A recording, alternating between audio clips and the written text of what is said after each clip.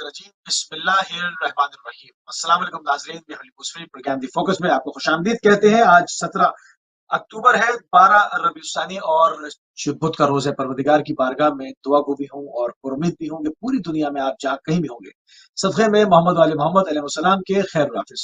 ناظرین، آپ کو ہمارے پروگرام کے فارمیٹ کا علم ہے۔ بدھ کے روز ہم صحیفہ سجادیہ کے اوپر گفتگو کرتے ہیں، اور صحیفہ سجادیہ میں ابھی ابتدائی مراحل میں دعا نمبر 1 کے اوپر جو ہماری گفتگو کا سلسلہ جاری و ساری ہے، اس بہترین موضوع کے اوپر گفتگو کرنے کے لیے جو شخصیت ہمارے ساتھ موجود ہے، آپ کی شخصیت کسی تعارف کی محتاج نہیں ہے، ہمارے ساتھ موجود ہے جناب مولانا علی رضا جان کاظمی صاحب قوم المقدسہ سے۔ قبلہ کو پروگرام میں خوش آمدید کہیں گے اور آپ کی خدمت میں سلام عرض کریں گے۔ علیکم السلام ورحمۃ اللہ وبرکاتہ۔ شکریہ، جزاک اللہ قبلہ، جزاک اللہ۔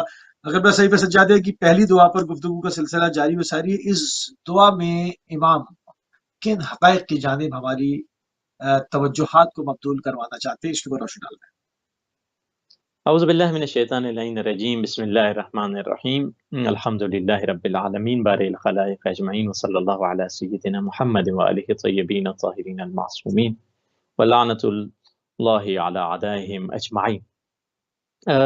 دعائے صحیفہ سجادیہ جو وہ عظیم خزانہ ہے جس سے استفادہ سنیوں نے بھی کیا، شیعوں نے بھی کیا، عیسائیوں نے بھی کیا، مسلمانوں نے کیا، غیر مسلمانوں نے کیا، سب ہی اس کتاب سے استفادہ کرتے ہیں، کیونکہ یہ حقائق اور اس طرح سے گفتگو کرنا کسی مخلوق کے بس کی بات نہیں جو خالق کی وہ عظمت اور خالق کی وہ معرفت مخلوق تک پہنچائے۔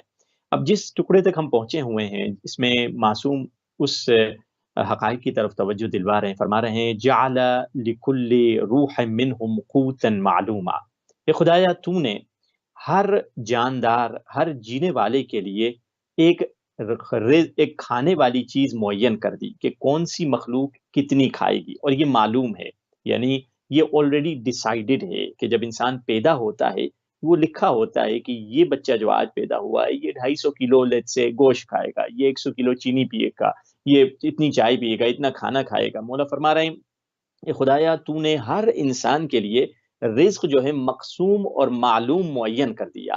قوتاً معلوم بھی ہے اور مقسوم بھی ہے، یعنی اللہ کو معلوم بھی ہے یہ کتنا روزی اور رزق سے استفادہ کرے گا، کتنا کھانا استفادہ کرے گا، اور مقسوم بھی ہے۔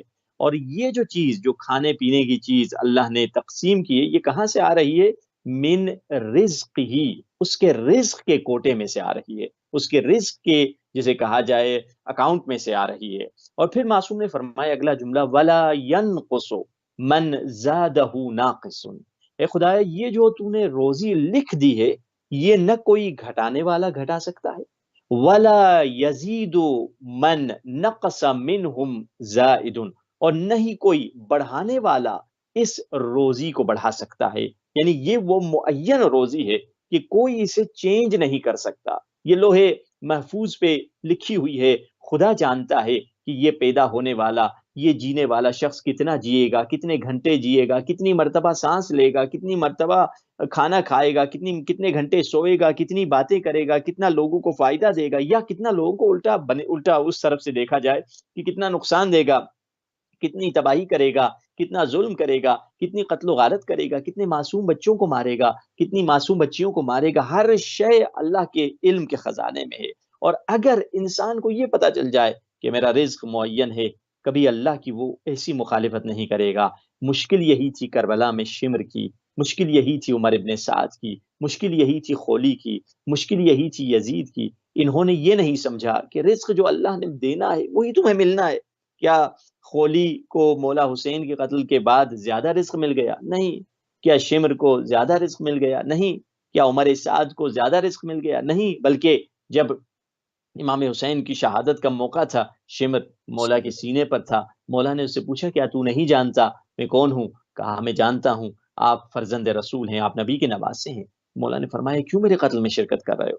کہا مجھے دولت ملے گی، کہا مجھے پیسہ ملے گا۔ جب یہی سوال تھوڑی دیر پہلے عمر سعد سے مولا نے کیا تھا، اس نے کیا کہا؟ اس نے جواب میں کہا کہ مجھے رے کی حکومت ملنے والی ہے اور مجھے وہ حکومت کی طلبکاری میں آپ کو قتل کر رہا ہوں۔ تو مولا نے فرمایا تمہیں رے کا گندم تک نہیں ملے گا، یعنی مولا نے بتلا دیا تمہارا رزق یہی کوفے میں جو لکھا ہے وہی رہے گا، تم آلٹر نہیں کر سکتے، تم اسے چینج نہیں کر سکتے۔ اور یہی وہ اصل توحید ہے جس کی طرف امام زین العابدین ہم کو لے کر آ رہے ہیں۔ اچھا، تو اگر رزق معین ہے، یعنی کہ رزق کا معاملہ طے ہے، تو پھر رزق کے معاملے میں دعائیں کیوں صادر ہوئی ہیں کہ رزق کو بڑھانے کے لیے دعا، اور رزق گناہ سے رزق کم ہو جاتا ہے، نیکیوں سے رزق ہوں بڑھ جاتا ہے؟ تو اگر وہ معین ہے، فکس ہے، ہوں تو اس میں کمی اور بیشی کیوں ہوتی ہے؟ اور لوگ بعض فقیر نظر آتے ہیں، بعض امیر فقیر ہو جاتے ہیں، بعض فقیر امیر ہو جاتے ہیں۔ اس پر ذرا روشنی ڈالتے ہیں، اس ہوں کو کھول کے فرماتے دیکھیے، رزق میں معصوم میں جو روایات ہیں وہ دو قسم کی رزق ہیں، اور ابھی جس جملے کی طرف معصوم فرما رہے ہیں وَلَا يَنْقُصُ مَنْ زَادَهُ نَاقِصٌ وَلَا يَزِيدُ مَنْ نَقَصَ مِنْهُمْ زَائِدٌ، یہ رزق جو ہے جس کو نہ کوئی بڑھانے والا بڑھا سکتا ہے نہ کوئی گھٹانے والا گھٹا سکتا ہے، یہ پہلی کیٹیگری ہے رزق کی۔ ہمارے پاس جب روایات کو پڑھا جاتا ہے تو دو قسم کی کیٹیگریز آتی ہیں رزق کی۔ ایک وہ رزق جو آپ کے پیچھے سائے کی طرح بھاگتا چلا جا رہا ہے، جو جسے آپ کو چھوڑنے والا نہیں ہے، اور جسے کہا جائے وہ تمہارے پیچھے آ رہا ہے۔ معصوم فرماتے ہیں یہ وہ رزق ہے کہ جس کے بارے میں خدا نے گارنٹی دے دی ہے نا قرآن میں، وَمَا مِن دَابَّةٍ إِلَّا رِزْقُهَا عَلَى اللَّهِ وَيَعْلَمُ مُسْتَقَرَّهَا وَمُسْتَوْدَعَهَا، کوئی چلنے والا یا رینگنے والا نہیں ہے دنیا میں مگر یہ کہ اس کی رزق کی ذمہ داری ہیں۔ ہمارے اوپر ہے۔ خدا نے وعدہ سبحان دے دیا اللہ۔ ہے، یہ گارنٹیڈ رزق ہے، اس میں ضمانت ہے، اس میں گارنٹی ہے اللہ سبحانہ وتعالیٰ کی کہ یہ رزق نہیں جانے والا۔ اور عجیب ہے، رسول اللہ کا جملہ ہے، رسول اللہ فرماتے ہیں لالچ سے تمہارا رزق بڑھنے والا نہیں ہے، لالچ سے تمہارا رزق بڑھنے والا نہیں۔ اور اگلا جملہ بھی عجیب ہے، نہ سستی سے تمہارا رزق گھٹنے والا ہے۔ آپ کہیں گے ارے عجیب ہے، جبکہ دوسری روایت بتلاتی ہے سستی سے تمہارا رزق گھٹے گا۔ ہاں، وہ بھی روایت صحیح ہے۔ یہ روایت کہہ رہی ہے سستی سے تمہارا رزق نہیں گھٹے گا، یہ بھی روایت صحیح ہے۔ کیا مطلب؟ یہ روایت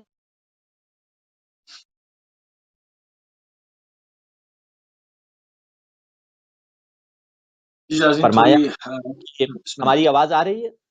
جی بسم اللہ، کنٹینیو۔ جی اب آ جی رہی ہے، ہاں۔ آ رہی ہے۔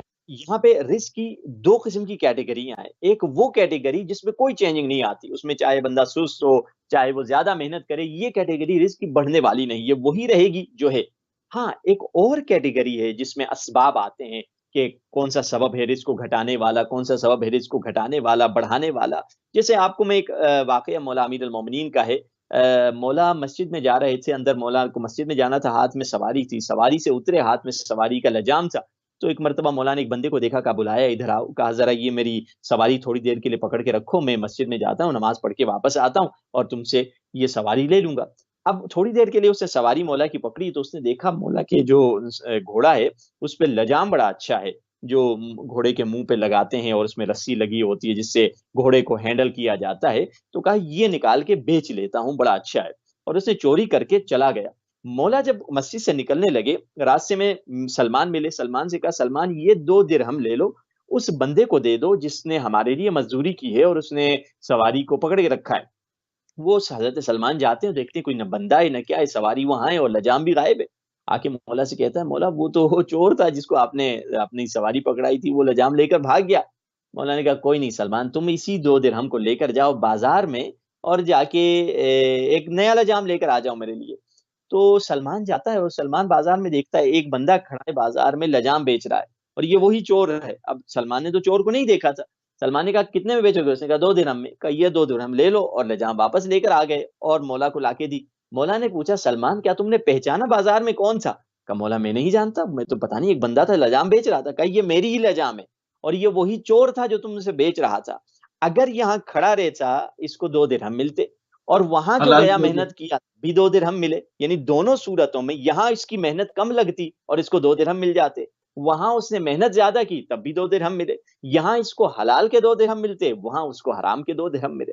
یعنی یہ وہ روزی ہے جو چینج نہیں ہوتی، جو آلٹر نہیں ہوتی۔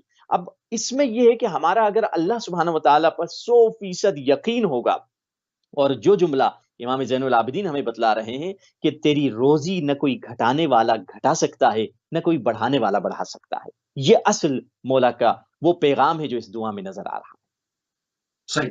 اچھا، بعض لوگ امیر سے فقیر ہو جاتے ہیں، فقیر سے امیر ہو جاتے ہیں، اس کی کیا وجہ ہے؟ ہاں، یہ اب دیکھیے سیکنڈ کیٹیگری اب رزق کی طرف آ جائیں۔ کہ پہلی کیٹیگری تو وہ تھی جس میں چینج نہیں آنا، آلٹرنیشن نہیں ہے، اس میں اللہ کی ذمہ داری ہے، اتنا رزق تو ملنا ہے۔ ہاں، دوسری کیٹیگری اب آ گئی۔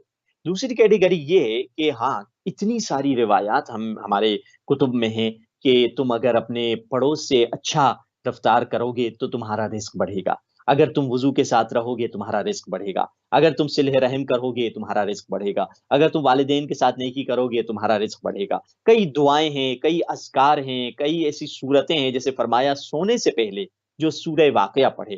سورہ واقعہ عجیب سورہ ہے، فرمایا ہر شیعہ کو سونے سے پہلے سورہ واقعہ پڑھنا چاہیے۔ کیوں؟ سب سے پہلے تو اس کا رزق بڑھے گا، اسے دولت ملے گی، اور زمینی اور آسمانی آفتوں سے بچ جائے گا، اگر کوئی زلزلہ ہے، سیلاب ہے وغیرہ ہے، ان سے بچ جائے گا۔ اور عجیب آخری جملہ جو روایت کا وہ یہ ہے، مولا نے فرمایا جو سورہ واقعہ سونے سے پہلے پڑھے گا قیامت کے دن علی کے چاہنے والوں میں مشہور کیا جائے گا۔ یعنی اس سے بڑھ کر کیا چاہیے؟ اسی لیے سورہ واقعہ کی نسبت ہے حضرت امیر المومنین سے۔ تو سورہ واقعہ ایک ہے، یا امام جعفر صادق علیہ الصلوۃ والسلام فرماتے ہیں جو اپنی واجب نمازوں میں سورہ ہمزہ کی تلاوت کرے، ویل لکل ہمزۃ لمزہ، خداوند متعال اس کی دولت بڑھائے گا، اس کے پیسے۔ اب یہ کون سی کیٹیگری میں؟ یہ سیکنڈ کیٹیگری آف رزق ہے۔ ہم نے ابھی تھوڑی دیر پہلے آپ کی خدمت عرض کی، پہلی کیٹیگری تو چینج نہیں ہوتی، وہ وہی رہے گی، مگر سیکنڈ کیٹیگری رزق کی وہ اپ اینڈ ڈاؤن ہوتی ہے انسان کے اپنے اعمال سے، انسان کے اپنے کردار سے۔ یا فرمایا جو سورہ مزمل کی تلاوت کرے گا دنیا اور آخرت کی سختیوں سے بچ جائے گا اور اس کا رزق زیادہ بڑھتا چلا جائے گا۔ یا جو سورہ لیل کی تلاوت کرے گا خداوند متعال اس کو اتنا عطا کر دے گا کہ وہ راضی ہو جائے گا، کیونکہ اس میں جملے ہیں نا، فلا واللیل اذا سجى ما ودعك ربك ما قلى وللآخرة خير لك من الأولى ولسوف يعطيك ربك فترضى، تیرا پروردگار تمہیں اتنا عطا کر دے گا کہ تم راضی ہو جائے گا۔ تو یہ وہ جملے ہیں، مولا نے فرمایا اگر یہ شخص انسان ریگولرلی یہ سورہ پڑھے گا خداوند متعال اس کی روزی بڑھائے گا۔ یا سورہ امام زین العابدین فرماتے ہیں جو شخص سورہ ممتحنہ پڑھے گا اپنی واجب یا مستحب نمازوں میں، خداوند متعال اس کو دماغی بیماریوں سے بچائے گا اور اسے غربت اور فقر سے بھی بچا دے گا۔ اب یہ مختلف صورتیں ہیں جو قرآن مجید کی ہیں، فرمایا یہ سورے پڑھو، یہ سورے پڑھو۔ حتیٰ اذکار بھی اس طرح کے کئی ملتے ہیں، جیسے شخص آیا کہنے لگا مولا میں غریب ہوں امام محمد باقر علیہ الصلوۃ والسلام کے پاس، مولا نے فرمایا اپنے نماز کے آخری سجدے میں یہ ذکر پڑھا کرو، یا خیر المسئولین، اے بہترین اے وہ خدا وہ ہے جس سے بہترین مانگنے والے نے مانگا، یا خیر المعطین، اے بہترین عطا کرنے والے، ارزقنی مجھے رزق میں دے، ورزق عیالی اور میری فیملی کو رزق میں دے۔ کیا چیز؟ من فضلک، اپنے فضل سے، فإنک ذو الفضل العظیم، اور تو بہترین فضل کرنے والا، یا خیر المسئولین و یا خیر المعطین ارزقنی ورزق عیالی من فضلک الواسع فإنک ذو الفضل العظیم۔ یہ جملہ انسان اپنے نماز واجب کے آخری سجدے میں پڑھ دے۔ یا جب امام جواد سے کسی نے کہا مولا رزق کا مسئلہ ہے، مولا نے اس کو کہا یہ ذکر پڑھا کرو، چلتے پھرتے یہ ذکر پڑھا کرو، کیا؟ یا من یکفی من کل شیء ولا یکفی منہ شیء اکفنی ما اہمنی، اے وہ خدا جو کسی کا محتاج نہیں ہے، اور اے وہ خدا کہ ساری کائنات اس کی محتاج ہے، مجھے محتاجی سے نکال دے۔ یا جب حضرت امیر المومنین آئے رسول اللہ کے پاس، قرض کی شکایت کی، یا رسول اللہ میں مقروض ہو چکا ہوں، تو حضرت امیر کو رسول اللہ نے یہ ذکر سکھایا۔ کون سا ذکر؟ اللہم اغننی بحلالک عن حرامک، خدایا مجھے اپنے حلال سے غنی کر دے تاکہ میں تیرے حرام کی طرف نہ جاؤں، وبفضلک عمن سواک، اور مجھے غنی کر دے اپنے فضل سے تاکہ تیرے سوا کسی کے سامنے ہاتھ نہ پھیلاؤں۔ بہترین جملہ ہے، علماء اکثر قنوت میں، بڑے بڑے مجتہدوں کو میں نے دیکھا یہ قنوت میں دعا میں پڑھتے ہیں نماز کے، اللہم اغننی بحلالک عن حرامک وبفضلک عمن سواک۔ یہ ساری چیزیں ہیں جس سے انسان کا رزق بڑھے گا۔ ایک نسخہ جو بڑے عالم دین مجتہد کا بھی ہے، کہتے ہیں نماز سب سے پہلی شرط جو ہے، 4 پوائنٹ انہوں نے بتلائے رزق بڑھانے کے لیے۔ پہلی شرط یہ ہے کہ اپنی واجب نمازوں کو کوشش کرو ہمیشہ وقت پہ ادا کرو، خداوند متعال تمہیں رزق میں برکت عطا فرمائے گا۔ اور دوسری چیز کوشش کرو صبح کی نماز کے بعد یہ ذکر پڑھا کرو، اپنے دائیں ہاتھ کو سینے پر رکھ کر 70 مرتبہ کہو یا فتاح ہو یا فتاح ہو یا فتاح، یہ ذکر 70 مرتبہ، یعنی فتح یعنی کیا؟ فتح یعنی کھولنے والا، اے بند رستوں کو کھولنے والے، اے گرہوں کو کھولنے والے، اے پریشانیوں کو ہٹانے والے، اے فتح، اے کھولنے والے، میری پریشانیوں کو ہٹا دے، میری بند گرہوں کو کھول دے۔ اور پھر کہا 110 مرتبہ فجر کی نماز کے بعد صلوات پڑھے، اللہم صلی علی محمد وآل محمد وعجل فرجہم۔ اور کوشش کریں ڈیلی بیسس پہ صدقہ دیں، ایک اپنا صدقہ، مثال کے طور پہ 1 پاؤنڈ بندہ صدقہ نکال رہا ہے، اپنا نکالے، 1 پاؤنڈ صدقہ نکالے امام زمانہ کی سلامتی کا، یہ 2 صدقے نکالیں، خداوند متعال رزق بڑھائے گا۔ وہ صورتیں ہیں، یہ دعائیں ہیں، اور یہ اعمال ہیں جن سے انسان کا رزق اہل بیت کے نسخوں کے ذریعے سے بڑھتا چلا جائے گا انشاءاللہ تعالی۔ سبحان اللہ، سبحان اللہ، بہت ہی خوبصورت طریقے سے کہ اس عقدے کو آپ نے جو ہے وہ بڑے احسن انداز سے کھولا کہ کیوں لوگ بعض محتاج ہوتے ہیں اور بعض غنی ہوتے ہیں، اور بعض غنی ہوتے ہوئے محتاج ہو جاتے ہیں اور بعض محتاج ہوتے ہوئے غنی ہو جاتے ہیں۔ آخر یہ کیا ہے، رزق بڑھانے کے طریقے کیا ہیں؟ کیونکہ آج کل آپ کو پتہ ہے بہت زیادہ افراتفری کا ماحول ہے، پوری دنیا میں ہی مہنگائی کا جو ہے وہ ستم جاری و ساری ہے، تو ہر کوئی اس سے جو ہے وہ زیادہ تر لوگ اس سے متاثر ہیں، تو رزق بڑھانے کے طریقے کیا ہیں؟ دیکھیے سب سے پہلے تو میں آپ سے کہنا چاہوں گا کہ رزق اور مال میں فرق ذرا سمجھیں۔ مسئلہ یہ ہے جیسے رزق بڑھانے کے جو نسخے آپ کی خدمت میں بیان ہوئے وہ مختلف نسخے ہیں، اب جو اہل بیت سے پہنچے ہوئے کئی روایات آپ کی خدمت میں بتائی، کئی دعائیں آپ کو بتلائی گئیں، کئی صورتیں بتلائی گئیں، اس پہ انسان عمل کرے۔ اب سوال یہ پیش آتا ہے کہ مسئلہ یہ ہے کہ ہم ہمیشہ اردو زبان میں جب کہتے ہیں نا رزق میں اضافہ ہو، ہمارا مقصد یہ ہوتا ہے ہمارے بینک بیلنس میں اضافہ ہو، ہمارے پاؤنڈ اور ڈالر میں اضافہ ہو، ہمارے روپے میں اضافہ ہو۔ ہم رزق کو پیسے کے معنی میں لیتے ہیں، کیش کے معنی میں لیتے ہیں، اس نوٹ کے معنی میں لیتے ہیں رزق کو، جبکہ روایات میں اہل بیت نے رزق اور مال میں فرق رکھا ہے۔ مولا رزق کا الگ ٹرانسلیشن کرتے ہیں اور مال کا الگ ٹرانسلیشن کرتے ہیں۔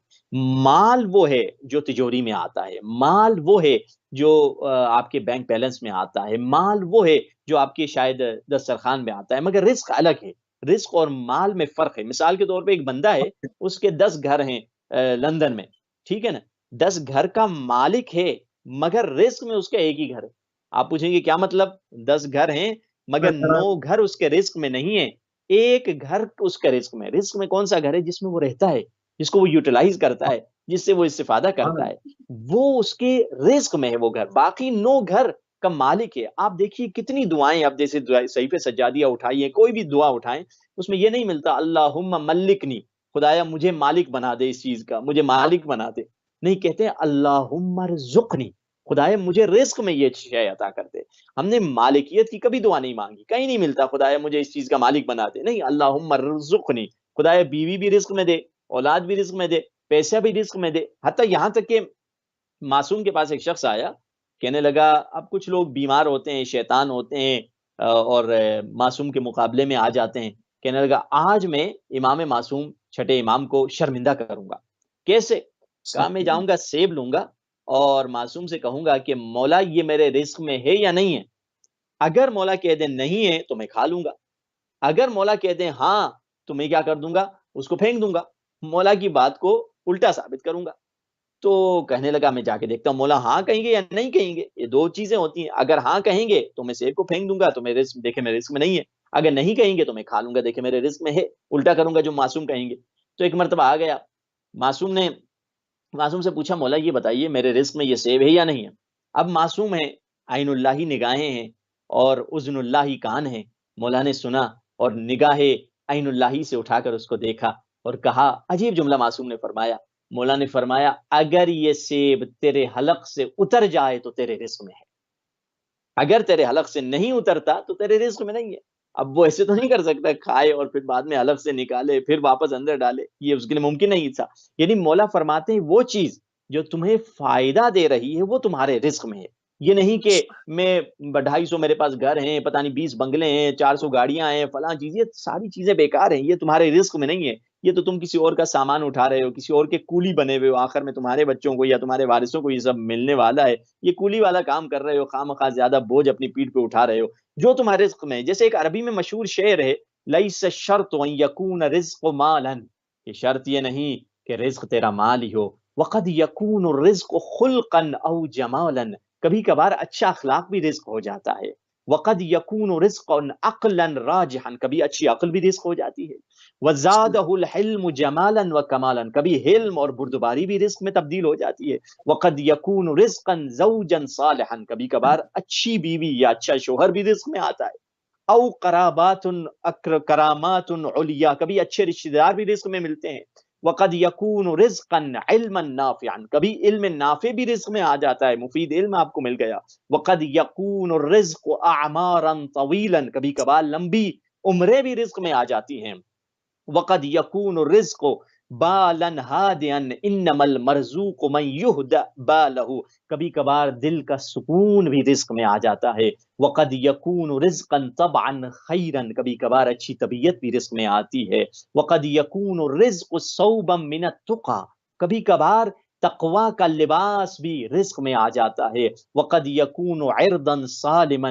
وقد یکون کن قنوعا وحمدہ اللہ تعالی، یہ ساری چیزیں کبھی کبھار سکون دل رزق میں آتا ہے، یعنی سمجھنا ہے تو رزق ایک بہت بڑا دائرہ ہے جس میں چھوٹے چھوٹے چھوٹے دائرے ہیں، ان میں سے ایک چھوٹا دائرہ رزق ہے، ایک چھوٹا دائرہ اولاد ہے، ایک چھوٹا دائرہ اچھی بیوی ہے، ایک چھوٹا دائرہ کربلا کی زیارت ہے، ایک چھوٹا دائرہ علم حاصل کرنا ہے، ایک چھوٹا دائرہ خدمت خلق کرنا ہے، اسی لیے رسول اللہ سے 2 سوال کیے، اسی میں اس حصے پر رک جاتا ہوں، رسول اللہ سے 2 سوال کیے شخص نے، کیا کہا؟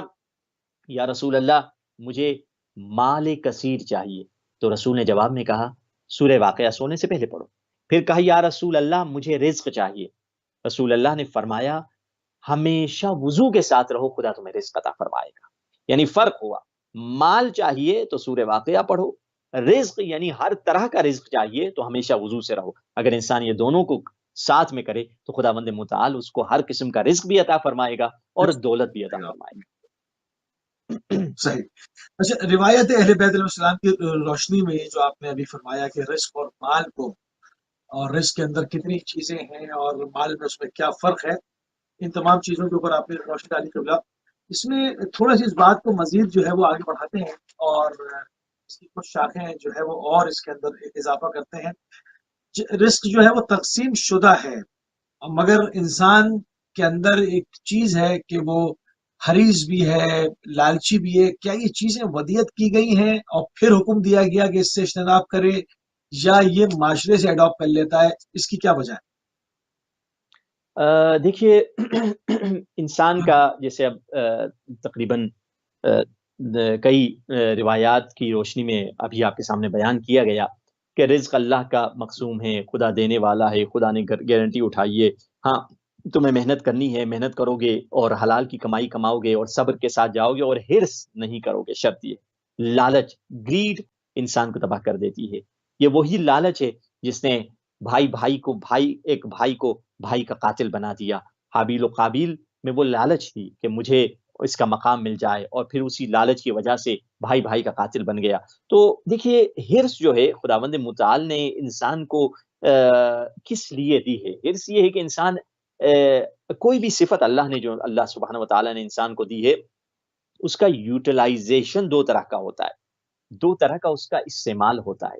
اگر اللہ نے انسان کو حریص بنایا ہے، اور قرآن نے بھی کہا کہ انسان حریص ہے، انسان جلد باز ہے، مگر مسئلہ یہ اس حرص کو اللہ نے رکھا کیوں انسان میں؟ حرص کو اللہ نے اسی لیے رکھا ہے اس کو صحیح جگہ پر استعمال کرے، جس طرح اللہ نے غصہ رکھا ہے، اللہ نے اینگر رکھا ہے، اللہ نے شہوت رکھی ہے، تمام جو صفاتیں ہیں جو اللہ نے رکھی ہیں، جو انسان کی انسٹنکٹ میں شامل ہیں، انسان کے غریزے میں، انسان کی فطرت میں شامل ہیں، وہ اسی لیے اللہ نے رکھی ہے تاکہ اس کا صحیح استعمال کرے۔ مگر جب انسان اس حرص کو غلط جگہ استعمال کرتا ہے تو اس وقت پرابلم آتے ہیں، اس وقت انسان کرائم کی طرف جاتا ہے، گناہ کی طرف جاتا ہے۔ جیسے حضور پاک کے بارے میں ملتا ہے کہ رسول اللہ صلی اللہ علیہ وآلہ وسلم اکثر نماز جب ختم کرتے تھے، ظہر اثر کی یا مغرب کی یا عشاء کی، تو ایک تقریر کیا کرتے تھے، اور عجیب یہ اہل بیت کی تقریریں کافی چھوٹی ہوتی تھیں، 10 منٹ 5 منٹ 6 منٹ 7 منٹ اتنی تقریر کر کے ختم ہو جاتی تھی، اور یہاں تک کہ آپ دیکھیں جمعے کا خطبہ بھی جو حضور پاک دیا کرتے تھے وہ بھی کوئی 10 منٹ سے 10 یا 20 منٹ اتنا ہی ہوتا تھا، جمعے کا خطبہ حضور پاک کا ٹوٹلی جمعہ اسی میں کور ہو جاتا تھا، تقریر بھی 5 منٹ 7 منٹ کی، اور حضور پاک نے روٹین کے حساب سے اٹھے اور کہا کہ لوگوں کو توبہ کی طرف بلایا اور توبہ کی طرف بتلایا کہ مومنو تم توبہ کی طرف آ جاؤ، اللہ سے دور نہ ہو جاؤ، اللہ کے قریب ہو جاؤ. تو وہ حضور پاک کے جو جملات کسی مسلمان نے جب سنے تو اس کے دل میں اثر ہوا کہ یا رسول اللہ، میں توبہ کرنا چاہتا ہوں، مجھ میں حرص ہے، طمع ہے، اور میں لالچی ہوں، اسی وجہ سے میں چوری کرتا ہوں. اور یا رسول اللہ، مدینے میں کئی لوگوں کے گھروں سے میں نے چوریاں کی ہیں. حضور پاک نے فرمایا کیا ان جن کے گھروں سے تم نے چوری کی ان کو پہچانتے ہو؟ کہ یا رسول اللہ، بعض کو پہچانتا ہوں، بعض کو نہیں پہچانتا. بات کو نہیں کہا جن کو پہچانتا، صحیح. پہچانتے ہو تو ان کے پیسے واپس کر دو. اور کہا کہ ٹھیک ہے، جن کو پہچانتا تھا ان کے پیسے وغیرہ جو دولت تھی واپس کر دو. اب ایک مرتبہ اس نے سوچا کہ یا رسول اللہ کے پاس ہے. یا رسول اللہ، کہا میں نے جو لوگ پہچانتا جن کو پہچانتا نہیں ان کا کیا کروں؟ کہا رسول نے کہا کہ ان کا جتنا مال تم نے چرایا ہے وہ راہ خدا میں خیرات کر دو. اب اس نے یہی کیا، جو مال چرایا تھا وہ راہ خدا میں اس نے خیرات کر دیا. اب خود غریب ہو گیا، پیسے ویسے نہ رہے، اب کھانے پینے کو کچھ نہیں تھا، اسے عادت بھی خاص نہیں تھی کام شام کرے، جاب کرے. اب اسے ایک دن بھوکا رہا، 2 دن بھوکا رہا، کافی تکلیف ہونے لگی، کئی دن سے بھوکا تھا. اب اس نے کہا کہ یار میں اپنی پرانی، کیونکہ جب انسان میں عادت لگ جاتی ہے کوئی بری تو پھر سے وہ پھر سے عادت چوری پلٹنا کرتا آسان ہوتی ہے. تو اس کو عادت تو ہوں. پرانی لگی ہوئی تھی کہ چوری کی، اور اسے ٹیکنیک بھی پتا تھے، گر بھی پتا تھے، ہوشیار چور بھی تھا، پتا بھی نہیں چلتا تھا مدینے والوں کو کہ یہ کیسے چوری کر لیتا ہے. ڈیلی مسجد میں بھی آتا تھا، ریگولر نمازی بھی تھا، اور حضور پاک کے پیچھے نماز بھی پڑھتا تھا، اور پیچھے سے چوریوں میں بھی بڑا پروفیشنل تھا. تو آخر اس نے کہا یار اب تو بھوک لگ رہی ہے، قرآن خود کہتا ہے کہ فمن استر غیر باغ ولا عاد فلا اسم علیہ. جو ایمرجنسی سچویشن میں پھنس جائے وہ تو سور بھی کھا سکتا ہے، وہ تو حرام بھی کھا سکتا ہے. تو میں جا کے چوری کر لیتا ہوں، ایمرجنسی سچویشن ہے، 2-3 دن سے بھوکا ہوں، میں سے نہیں ہو سکتا. اب ایک مرتبہ یہ چڑھتا ہے کسی گھر کے دیوار پہ، اور گھر کے اندر تھوڑا جھانک کے دیکھتا ہے کھانا وانا وہاں پڑا ہوا ہے. سوچتا ہے کھانا کھا لوں، مگر دیکھتا ہے بڑی پیسے اور دولت بھی وہاں پڑی ہوئی ہے اس گھر میں. کہا کھانا بھی اٹھا لوں، دولت بھی اٹھا لوں. اور دیکھتا ہے ایک لڑکی بھی اکیلی ہے، کہا حرام زنا بھی کر لیتا ہوں. تو یہ نیت تھی اچانک، مگر اسے خیال آیا میں نے تو توبہ کر لی. اور اچانک گھر سے اندر اس لڑکی کی آواز آئی، کون ہے؟ تو ایک مرتبہ یہ چھپ گیا، اور اس نے سوچا چوری کروں نہیں کروں، توبہ توڑوں نہیں توڑوں، کھانا بھوک لگ رہی ہے، 2-3 دن سے کھانا تیار پڑا ہوا ہے. تو ایک مرتبہ دیوار سے اتر گیا، کہا چھوڑو جانے دو کھانے کو، بھوکا ہوں، 2-3 دن سے بھوکا ہی رہوں گا، کوئی مسئلہ نہیں ہے، جاتا ہوں. نماز کا ٹائم ہو گیا، نماز عشاء کی طرف گیا مسجد میں، حضور پاک کے پیچھے اس نے نماز پڑھی. حضور نماز عشاء یعنی ابھی اس کی چوری نہ کرنے کا جو اس نے ارادہ کیا تھا اس سے آدھا گھنٹہ ہی گزرا تھا، یعنی ابھی اترا ہی تھا دیوار سے، چوری نہ کرنے کا تھوڑا ٹہلا، آدھا گھنٹہ ہوا، نماز عشاء کا ٹائم ہوگا، چلا گیا رسول اللہ کے پیچھے نماز پڑھنے. نماز جب ختم ہوئی، پردے کے پیچھے سے عورتوں کی طرف سے آواز آئی، یا رسول اللہ، میں ایک اکیلی خاتون ہوں، مدینہ میں رہتی ہوں، والد صاحب کے ساتھ آئی تھی، مدینہ سیٹل ہوئی، تمام دولت وغیرہ پیسے بیچ کر، اب یہاں پہ سارے پیسے دولت ہم نے سونے ہیرے جواہرات میں تبدیل کیے ہیں، اور میں اکیلی ہوں، میرا کوئی سرپرست نہیں. آج کوئی چور آیا صحیح. تھا میرے گھر میں، اور مجھے ڈر ہے وہ پھر سے آ سکتا ہے. اب جیسے اس نے یہ سنا، اس نے کہا میں نے کل اعتراف بھی کیا ہے حضور پاک کے سامنے کہ میں چوری کرتا ہوں، میں توبہ کر رہا ہوں، کہیں پھر سے مجھ پہ الزام نہ آ جائے اور پھر سے میں چور کے طور پر نہ مانا جاؤں اور مجھے پیٹے نہ. میں نے توبہ بھی کی، اور ایک طرف سے توبہ بھی کروں، ایک طرف سے پٹائی بھی کھاؤں، یہ کیا ماجرا ہے؟ تو خاموشی سے بیٹھا رہا، اللہ اللہ کرتا رہا، خدایا عزت بچانا. اب ایک مرتبہ خاتون نے اگلے جملے کا، یا رسول اللہ آپ میرا نکاح کروا دیجئے، کوئی میرا سرپرست، کوئی مرد میرے ساتھ ہو جو میری حفاظت کرے. حضور پاک نے لوگوں کو دیکھا، اور حضور پاک کی نگاہ اسی چور پر رکی. کہا بتلاؤ، تم نے کل ہی توبہ کی ہے چوری نہ کرنے کی، آج ہم تیرا نکاح بھی کروانا چاہتے ہیں، کیا تم راضی ہو؟ کہا یا رسول اللہ ہم راضی ہیں. حضور پاک نے نکاح پڑھا، کہا اپنی بیوی کا ہاتھ پکڑ کر لے کر جاؤ. اپنی بیوی کا ہاتھ پکڑ کے آیا، ابھی اس چوری نہ کرنے کی نیت سے 1 گھنٹہ ہی ٹائم گزرا تھا، مل ملا کے شاید 1 گھنٹہ 40 منٹ ہوئے ہوں گے. یہ واپس اسی گھر میں آیا، وہی کھانے کی دیگ وہاں چولہے پر پڑی ہوئی تھی جو یہ کھانا چاہ رہا تھا، اور وہی لڑکی جس سے زنا کرنا چاہ رہا تھا، اور وہی دولت جس کو یہ چوری کرنا چاہ رہا تھا. یہ سجدے میں گر گیا، 1-2 گھنٹہ روتا رہا، اللہ کا شکر کرتا رہا، اور سجدے سے سر اٹھا کے کہنے لگا خدایا جو چیز میں حرام کے ذریعے سے حاصل کرنا چاہتا تھا میں نے اس کو ٹھکرا دیا، تو نے وہی چیز حلال کے ذریعے سے مجھے عطا کر دی. کیوں؟ کیونکہ میں نے حرص نہیں کیا، میں نے لالچ نہیں کی. تو شرط اول یہ ہے کہ انسان اس لالچ کو کیسے ختم کرے. شرط اول یہ ہے کہ انسان قربانی دے، اپنے نفس پر قدم رکھے، اپنے میں اور اپنی انا اور اپنی خواہشات پر جب انسان قدم رکھے گا تو حرص کو کنٹرول کر سکے گا انسان. सुभान अल्लाह, सुभान अल्लाह। अच्छा, आपने रिस्क बढ़ाने के नुस्खे जो है वो बयान फरमाए, और जबकि मौला अमीर मोमिनीन हज़रत अली इब्न अबी तालिब अलैहिस्सलाम ने नहजुल बलागा के अंदर माल दुनिया की मुख्तलिफ के हवाले से मुख्तलिफ मकामात पर शदीद मजम्मत भी फरमाते हैं। तो हमें किन हकायक की तरफ मुतवज्जिह करना चाहते हैं, इसके ऊपर रोशनी डाल दें। देखिए मौला हज़रत अमीर के जो जुमलात हैं ऑब्वियसली नहजुल बलागा उसमें top one of the top books है, जिसमें मौला ने दुनिया की बड़ी सख्त मजम्मत की है। अच्छा, उसमें वजह क्या है? मौला असल में चाहते हैं कि हमारी तौहीद मजबूत करें। नहजुल बलागा इससे बढ़कर शायद ही कोई तौहीदी किताब होगी, जिसमें मौला के हर जुमले में तौहीद की तरफ इशारा है। अब जैसे एक जुमला मौला का है जो जिसे कहा जाए अजीब जुमला, मस्त कर देने वाला जुमला मौला का। मौला फरमाते हैं खुद इंसान की, ये भी खुद तौहीद का दर्स है। मौला फरमाते हैं अजीब है ये इंसान जो बूटी से बोलता है, जो हड्डी से सुनता है और जो चर्बी से देखता है। यानी इंसान जो बोलता है एक बूटी और गोश्त के टुकड़े से बोल रहा होता है। आप और हम जो बोल रहे हैं एक बूटी से बोल रहे हैं, और आप और हम जो सुन रहे हैं एक हड्डी से सुन रहे हैं, कान एक हड्डी है। और फिर फरमाया ये अजीब इंसान जो चर्बी से देख रहा होता है। ये चर्बी जो हम खाते हैं कभी खाने में, नहारी में, बिरयानी में, एक चर्बी है। उसकी क्या हैसियत? अल्लाह ने एक चर्बी बनाई जिसमें इतने नर्व्स बनाए कि उसी चर्बी से हम देख रहे हैं।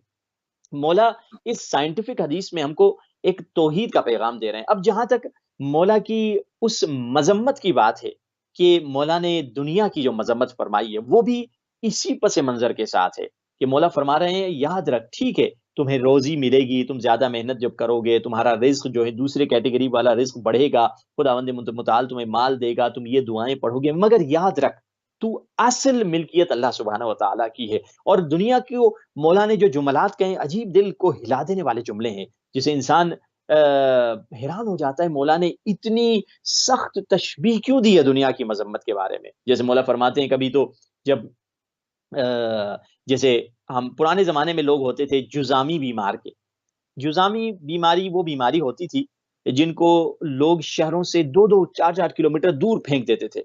एक पूरा इलाका होता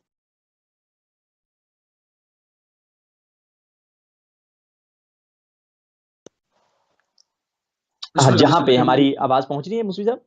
जी, बिस्मिल्लाह, कंटिन्यू फरमाइए। हाँ, जहाँ तक जैसे मैं पुराने ज़माने में बतला रहा था कि जुज़ामी बीमार जो हुआ करते थे, जिन्हें शहरों से दूर फेंक दिया जाता था और उन्हें शहर में आने की इजाज़त नहीं होती थी, क्योंकि उनकी बीमारी में कोई और कॉन्टेजियस बीमारी हुआ करती थी, किसी और को लग ना जाए, तो इसीलिए उनको दूर फेंका करते थे। और उनकी बीमारी ऐसी होती थी, कभी कट के नाक गिरा, कभी कट के कान गिरी, कभी कट के मुँह का हिस्सा गिर गया, कभी कट के हाथ गिर गया। एक अजीब और खतरनाक और एक भयानक किस्म की बीमारी जिसे जुज़ाम कहा जाता था। और इसके बारे में अब देखिए मौला ने अमीर अल मोमिनीन ने नहजुल बलागा में क्या तशबीह फरमाई। मौला फरमाते हैं ये सारी दुनिया की मिसाल, अब वो सारी दुनिया जिसमें हीरे जवाहिरात सोने चांदी बड़ी बड़ी कानें बड़े बड़े पैसे बड़ी सवारियां बड़ी गाड़ियां बड़ी बिल्डिंगें बड़ी बंगले बड़ी इज्जतें बड़ी शोहरतें बड़ी पता नहीं शान शौकत सारी चीजें अली इब्न अबी तालिब की निगाह में दुनिया के बारे में मौला क्या फरमा रहे हैं। मौला फरमा रहे हैं ये सारी दुनिया अली की निगाहों में ऐसे है, कैसे है, जैसे एक जुजामी के कान से जुजामी के नाक से पानी निकल रहा है। जुजामी के वाह! नाक से निकलने वाले पानी की बराबर अली की निगाहों में ये दुनिया है। अजीब मौला ने तशबीह दी कि वो इंसान जो खुद बीमार है, लोग उससे भाग रहे हैं और उसके नाक से एक पानी निकल रहा है। और मौला फरमा रहे हैं दुनिया की मिसाल उसी पानी की तरह। यानी हज़रत अमीर ने दुनिया की मज़म्मत इसलिए की है कि ओवैसी जो भी दुनिया में शयातीन जो काम करते हैं, जो लोगों को धोखा देते हैं, फ़रेब करते हैं, बच्चों को मारते हैं, छोटे-छोटे बेबीज़ को मारते हैं, मज़लूमों को मारते हैं, जो कत्ल होता है वो सारी असल वजह क्या है? वो यही दुनिया की मोहब्बत है। दुनिया की मोहब्बत की वजह से लोगों का कत्ल हो रहा है, बेगुनाहों का खून बहाया जा रहा है। मौला ये बतला रहे हैं ये दुनिया की कोई हैसियत अली की निगाहों में नहीं है। जबकि दूसरे जुमले में जब आकर मौला के पास इब्ने अब्बास आए, मौला अपना जूता सी रहे थे। इब्ने अब्बास ने मौला से गुफ्तगू की, तो उस वक़्त मौला ने इब्ने अब्बास से पूछा, इब्ने अब्बास बताओ इस जूते की क्या कीमत होगी? इब्ने अब्बास ने थोड़ा गौर से जूते को देखा, क्योंकि ऐसा जूता था जिस पे एक चत्ती के ऊपर दूसरी चत्ती लगी हुई थी, एक धागे के ऊपर दूसरा धागा चढ़ रहा था। यानी कई दफ़ा मौला ने उस जूते को सिया था। इब्ने अब्बास बताओ इस जूते की क्या कीमत होगी? کیونکہ ابن عباس کا ٹاپک اس وقت کیا تھا؟ حکومت کے بارے میں بات کر رہے تھے. ابن عباس کہہ رہے تھے یا علی آپ ایسے کریں، کیونکہ ایک طرح سے مولا کو وہ مشورہ دے رہے تھے کہ مولا حکومت ایسے نہیں کی جاتی، ایسے کریں، سیاست پالیٹکس آرام سے چلے، ایسے کریں، میری بات سنیں. تو مولا بھی اس کو جواب میں ایک درس دینا چاہتے تھے. مولا نے فرمایا ابن عباس بتاؤ اس جوتے کی کیا قیمت ہوگی؟ ابن عباس نے غور سے دیکھا، کہا مولا مارکیٹ میں تو کوئی نہیں خریدے گا، اس کی کوئی قیمت نہیں ہے، یعنی پرائس لیس ہے. یعنی ویسے ہم اپنے حوالے سے دیکھیں تو ہاں علی کے جوتے تو پرائس لیس ہے، کوئی قیمت بتا نہیں سکتا علی کے جوتے کی، اتنی عظیم وہ جوتی ہے. مگر ابن عباس اپنے پہلو سے کہہ رہے تھے مولا اس کی کوئی ویلیو نہیں ہے، کوئی نہیں خریدے گا. اس وقت مولا فرماتے ہیں کہ ابن عباس یہ جوتی علی کی نگاہوں میں ساری دنیا کی حکومت سے بہتر ہے، مگر یہ کہ اب مولا نے مگر کی شرط لگائی، مگر یہ کہ میں عدالت والی حکومت قائم کروں تب میں حکومت قبول کروں گا، میں نو کمپرومائز والی حکومت کروں گا، میں ظلم کو برداشت نہیں کروں گا. اور اسی لیے حضرت امیر کی زندگی میں اکثر جنگیں تھی، اکثر مخالفتیں تھی، اکثر خانہ جنگی تھی. کیوں تھی اس کی وجہ؟ کیونکہ علی ابن ابی طالب کسی سے کمپرومائز نہیں کرتے تھے. علی وہ حکومت قائم کرتے تھے جس میں 100% عدالت والی حکومت ہو. اور اسی لیے مولا دنیا کی مذمت کرتے تھے اپنے خطبوں میں کہ دنیا کی علی کی نگاہوں میں کوئی حیثیت نہیں مگر یہ کہ میں اللہ سبحانہ و تعالیٰ کی اطاعت کروں، تب جا کر یہ دنیا کی ویلیو ہے. سبحان اللہ سبحان اللہ. اچھا جناب سلمان فارسی، جناب ابو ذر غفاری، بہت ہی عظیم اور جلیل قدر جو ہے وہ اصحاب میں آپ کا شمار ہوتا ہے. انہوں نے کہاں مطلب اس قدر جو مقام، بلند مقام پایا ہے، یہ کون سے مدرسے گئے، کون سے حوزے گئے، تاریخ ذکر نہیں کرتی. اس پہ ذرا روشنی ڈال دیں. کیا ان کے اوپر معرفت کے جو دریچے کھل گئے اور اس نہج کے اوپر پہنچ گئے، وہ کس طرح سے ممکن ہوا؟ دیکھیے یہاں پہ آپ جو مختلف اصحاب کرام کا ذکر کر رہے ہیں، ان کو جیسے ہم نے رزق کا ذکر کیا، جو امام زین العابدین نے ہمیں رزق کی طرف توجہ دلوائی کہ رزق کیا ہے، یہ وہ رزق ہے جو تمہیں ملے گا. اب آئیں ایک اسٹیپ آگے بڑھیں، رزق کی کیٹیگریز کی طرف باتیں کریں کہ رزق کی کیا کیٹیگریز ہیں. ایک دنیاوی رزق ہے، ایک اخروی رزق ہے، ایک مانوی رزق ہے، ایک مادی رزق ہے. اب ان اصحاب کرام جن کا آپ نے ذکر کیا، انہیں مانوی رزق اللہ سبحانہ و تعالیٰ کی طرف سے ملا تھا. اب یہ مانوی رزق کیسے ملا، اس کا نتیجہ کیا تھا؟ سوال یہ پیدا ہوتا ہے حضرت سلمان فارسی کون سے مدرسے میں گئے، کون سے حوزے میں گئے، کیا تعلیم انہوں نے حاصل کی، کہاں سے ان کو یہ عظیم رزق ملا، جسے ہم کہہ سکتے ہیں اپنی زبان میں ایک رزق جامع ان کو ملا ہے. رزق جامع یعنی کیا؟ ایک مکمل رزق، ایک کمپریہنسو رزق جس میں کوئی چیز کم نہیں، کوئی چیز زیادہ نہیں. اب یہ مکمل رزق ہم کو کیسے ملے؟ یعنی قرآن مجید میں بھی اس مکمل رزق کو صراط کے نام سے یاد کیا گیا. قرآن میں آپ اٹھا کر دیکھ لیجئے، صراط کا لفظ ہمیشہ سنگولر آیا ہے، پلورل نہیں آیا ہے. صراط میں جمع کا صیغہ نہیں آیا، صراط الذین انعمت علیہم ایک ہی راستہ ہے. مگر دوسرا لفظ قرآن مجید میں وہ پلورل آیا ہے، جمع کی صورت میں آیا ہے، وہ ہے سبل، سبیل. سبیل کا لفظ جمع کی صورت میں آیا ہے. علماء نے وضاحت اس طرح کی ہے کہ سبیل بھی رستے کو ہم ترجمہ کرتے ہیں اردو میں، اور صراط بھی ہم راستے کو کہتے ہیں. مگر سبیل چھوٹے رستے کو کہا جاتا ہے جو بہت سارے ہوتے ہیں، مختلف چھوٹے چھوٹے رستے ہوتے ہیں. مگر صراط ایک ہائی وے کی مانند ہے، وہ ایک ہی ہوگی. اور وہی یہ چھوٹے رستے آپ کو صراط کی طرف لے کر آ رہے ہیں. اگر چھوٹے رستے آپ کو صراط کی طرف نہ لے کر آئیں تو آپ کامیاب نہیں ہیں. تو ہمیں مقصد یہ ہے کہ اس صراط تک پہنچنا ہے. وہ رزق جامع جو ابو ذر کو ملا، جو سلمان کو ملا، جو اویس قرنی کو ملا، وہ یہی تھا کہ وہ صراط تک پہنچ گئے تھے. اگر ہماری نماز ہم کو صراط تک پہنچائے تو ہم کامیاب ہیں. اگر ہمارا حج ہم کو صراط تک پہنچائے ہم کامیاب ہیں. اگر ہماری عزاداری ہم کو صراط تک پہنچائے تو ہم کامیاب ہیں. اگر ہمارے آنسو اور گریہ اور محبت اہل بیت صراط تک ہمیں پہنچائے ہم کامیاب ہیں. اگر دنیا میں مالے دنیا کو راہ خدا میں غریبوں کے لیے، مظلوموں کے لیے ہم خرچ کر رہے ہیں، اگر یہ انفاق ہمیں صراط تک پہنچاتی ہے تو ہم کامیاب ہیں. اگر یہ سارے نیک کام ہم کو اس صراط تک نہیں پہنچاتے تو ہم سلمان نہیں بن سکتے، ہم ابوذر نہیں بن سکتے، ہم اویس قرنی نہیں بن سکتے. اچھا سوال یہ ہے کہ وہ صراط کیا ہے، وہ کون سا رزق جامع ہے جو ابوذر اور سلمان اور ان سب ہستیوں کو ملا تھا؟ اس کا اگر ایک لفظ میں ترجمہ کیا جائے، وہ ان کو مولا کی عبودیت مل گئی تھی. عبودیت یعنی کیا؟ یعنی وہ مولا کے عبد بن چکے تھے. عبد वाह اور वाह। عابد میں بڑا فرق ہے. अच्छा عابد इसका یعنی جو इसका نماز इसका پڑھتا ہے, جو عبادت کرتا इसका ہے. جی. पहला कदम क्या है इस ہوں. उबूदियत को पाने का, ये भी रोशनी डालिएगा. جی ہاں. سب سے میں اس پہ آتا ہوں. عبد اور عبودیت. عبد وہ ہے جو عبودیت کرتا ہے, یعنی جسے کہا جائے جس کی زندگی میں غلامی آ جائے, جس کی زندگی میں یہ محسوس ہو جائے انت المالک و انا المملوک, تو میرا مالک ہے اور میں تیری پراپرٹی ہوں. اگر انسان میں وہ فیلنگ آ جائے کہ میں خداوند متعال کی پراپرٹی ہوں, میں اپنے مولا کی پراپرٹی ہوں. ہم معصوم امام کی زیارت میں پڑھتے ہیں نا, انا عبدک وابن عبدک. معصوم کو بھی یہ جملہ کہتے ہیں کہ مولا میں آپ کا غلام ہوں. عبد یہاں پہ غلام کی معنی میں. کوئی نہ کہہ دے ارے بھائی آپ نے شرک کر دیا, آپ نے کہہ دیا انا عبدک. یہ زیارت نامے کے جملے ہیں, ہم معصوم امام کی قبر کے سامنے کھڑے ہو کے زیارت نامے میں پڑھتے ہیں انا عبدک وابن عبدک, مالک میں آپ کا عبد ہوں اے امام معصوم. عبد یعنی وہ نہیں کہ میں آپ کا مخلوق ہوں, نہیں, یہاں پہ عبد سے مراد میں آپ کا غلام ہوں اور آپ کے غلام کا بیٹا ہوں, اور میرے والد بھی آپ کے نوکر تھے, آپ کے غلام تھے. یہ ہم زیارت نامے میں پڑھتے ہیں.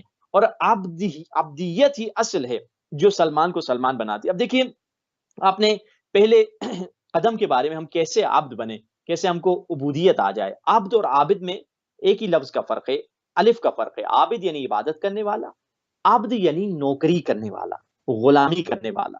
ہمیں عابد نہیں بننا ہے, دنیا میں بھیجے گئے تاکہ عبد بنے. پہلا قدم کیا ہے, حضرت سلمان کی زندگی میں دیکھتے ہیں.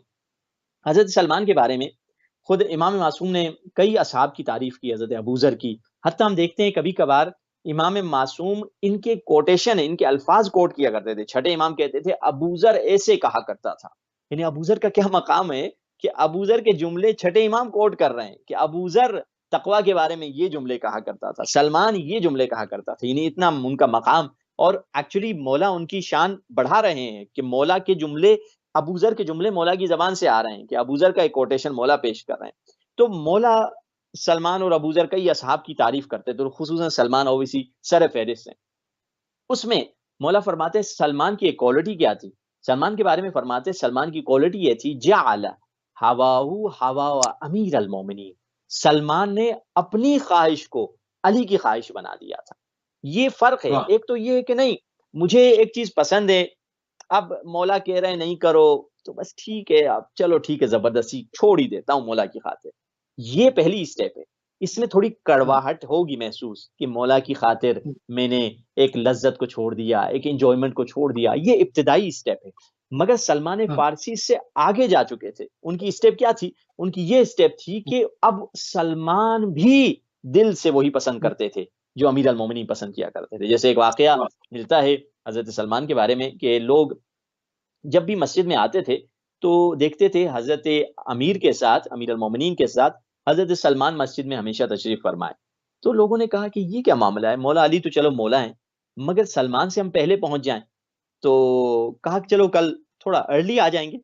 اگلے دن آئے تو دیکھا پھر بھی سلمان پہلے پہنچا ہوا ہے. کہا اگلے دن تھوڑا جلدی آ جائیں گے, اور جلدی آ جائیں گے. اگلے دن آئے, پھر سے دیکھا سلمان پہلے پہنچے ہوئے. تو آخر انہوں نے کہا کل ایسے کرتے ہیں, جیسے مولا علی گزر کے ہماری گلی سے جائیں گے تو ہم دروازہ کھول کے نکلیں گے, ہم بھی مولا علی کے پیچھے نکل آئیں گے تاکہ سلمان سے کم از کم پہلے پہنچے. تو صبح ہوئی تو یہ ویٹ کرتے رہے. مولا کے چلنے کی آواز آئی گلی سے, سمجھ گئے کہ مولا گزر کے چلے گئے, اب ہم جلدی سے مولا کے بعد نکلتے ہیں.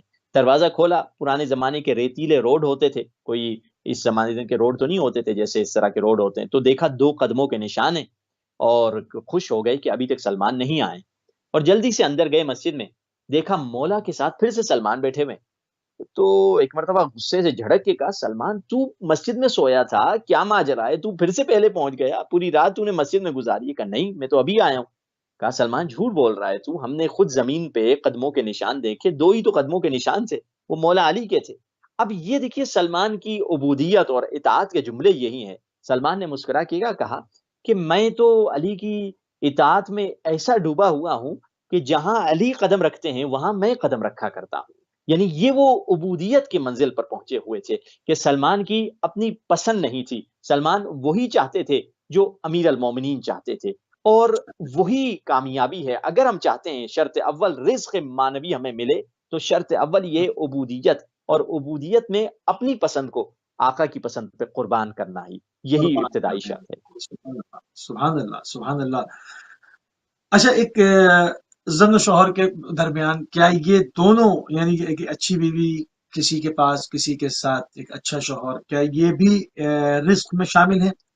اور اگر انسان ہاں اس کے اوپر مطلب پھر حسن سلوک آ جاتا ہے، تمام چیزیں ہیں، ایک زندگانی ہے کسی کے ساتھ، یہ تمام جو معاملات ہیں، امور خانداری ہیں، تو یہ تمام چیزیں بھی رزق میں شامل ہیں؟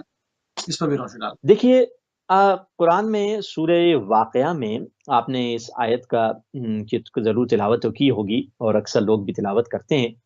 آخر میں سورہ واقعہ کے ختم ہوتے ہوئے یہ آیت آتی ہے وَتَجْعَلُونَ رِزْقَكُمْ أَنَّكُمْ تُكَذِّبُونَ، کہ تم خداوند متعال ان ظالموں یا کافرین یا گنہگاروں سے مخاطب ہو کے کہہ رہا ہے وَتَجْعَلُونَ رِزْقَكُمْ أَنَّكُمْ تُكَذِّبُونَ، تم اپنے رزق کو یہی قرار دیتے ہو کہ تم جھٹلاتے رہتے ہو، یعنی تم جھوٹ کو، گویا آسان زبان میں کہوں، تم جھوٹ کو پیسے دے کے خرید رہے ہوتے، تم جھوٹ کو اپنی محنت سے خرید رہے ہوتے، تم جھوٹ کو اپنا رزق قرار دیتے ہو۔ یعنی رزق ایک، جسے کہا جائے انٹیلیجنٹ کریچر ہے، اللہ کی ایک انٹیلیجنٹ مخلوق ہے، رزق کو پتہ ہے کہاں جانا ہے اور کس کے پاس جانا ہے۔ اور اسی طرح بعض لوگوں کی زندگی میں نیکیوں کی وجہ سے اچھا شوہر، اچھی بیوی ملنا یہ بھی رزق ہے۔ ہاں کہیں ایک جگہ امتحان ہوتے ہیں، جیسے کئی اولیاء خدا، انبیاء کو، اولیاء کو، حضرت نوح کو، حضرت لوط کا ایک امتحان تھا، اللہ نے ان کو ایسی بیوی عطا کر دی۔ وہ امتحانی مراحل سے ہٹ کر میں بات کر رہا ہوں۔ قرآن میں بھی مفسرین نے سورہ نور کے بارے میں جو قرآن مجید میں آیت ہے، خبیث لوگ خبیث عورتوں کے لیے ہیں اور طیب لوگ طیب عورتوں کے لیے ہیں، یہ خود علماء تفسیر میں اس کے بارے میں لکھتے ہیں کہ اگر انسان خود پاک ہو، میں نے کہا امتحانی منزل سے ہٹ کر، اگر انسان خود پاک ہو، خداوند متعال بھی اس کو اچھی بیوی عطا فرمائے گا۔ اگر خود برا ہو تو خداوند متعال بھی اس کو اسی حساب سے ویسے اسٹائل کی بیوی عطا کرے گا۔ جو آپ نے سنا کہ رزق جو ہے ایک انٹیلیجنٹ مخلوق ہے، اسے پتا ہے کہاں جانا ہے اور کس طرف جانا ہے۔ جیسے حضرت یوسف آپ دیکھ لیں کہ حضرت یوسف ہیں، ان کی پریشانی ہے اور ان کو گناہ کی طرف دعوت دی جا رہی ہے، مگر یوسف گناہ کو اپنے رزق میں نہیں آنے چاہ رہے۔ یوسف گناہ بھی کر سکتے تھے اور حرام بھی کر سکتے تھے، زنا بھی کر سکتے تھے، جوان بھی تھے، مگر یوسف نے اپنے رزق میں گناہ کو ٹھکرا دیا۔ اور یوسف کیا تھے؟ عبد الہی تھے، اسی لیے ہم حدیث قدسی پڑھتے ہیں، خوبصورت حدیث قدسی ہے کہ عبدی اطعنی، اے میرے بندے، اے میرے عبد۔ خداوند متعال حدیث قدسی میں وہ کلام جو قرآن سے ہٹ کر خدا کا ہے، خدا کہہ رہا ہے اے میرے بندے تو میری اطاعت کر، اجعلک مثلی، میں تمہیں اپنا مثل بنا دوں گا، میں تمہیں اپنا شبیہ بنا دوں گا۔ یعنی اللہ کہہ رہا ہے تو میری عبدیت کر، تو میری غلامی کر، تو اپنی نفس اور اپنے ہوا و نفس پر قدم اگر رکھے گا تو میں تمہیں وہ مقامات عطا کروں گا، وہ صفات عطا کر دوں گا جو خدا کی صفات ہے، خدائی صفات اللہ سبحانہ و تعالی تمہیں عطا فرمائے گا۔ اور یہی وہ شے ہے جس کے لیے ہم بنائے گئے ہیں۔ قرآن مجید میں کوئی ایک آیت بتلائیے، اور قرآن مجید میں نہ آیت آپ کو یہ ملے گی، نہ کسی حدیث میں یہ حدیث ملے گی خدا نے کہا ہو کہ میرے بندے میں نے تمہیں جہنم کے لیے بنایا ہے، اے میرے بندے میں نے تمہیں آگ کے لیے بنایا ہے۔ قرآن میں خدا حدیث میں کہہ رہا ہے عبدی، اے میرے بندے خلقتک لاجلی، میں نے تمہیں اپنے لیے بنایا ہے، تو بے قیمت نہیں ہے، تو اللہ سبحانہ و تعالیٰ کے لیے بنایا گیا ہے، تو میری خاص مخلوق ہے، تو دوسروں سے الگ ہے، تو حیوانات کی طرح نہیں ہے جو گھاس کھاتے ہیں، بھوسا کھاتے ہیں، تمہیں میں نے گھاس اور بھوسے کے لیے نہیں بنایا۔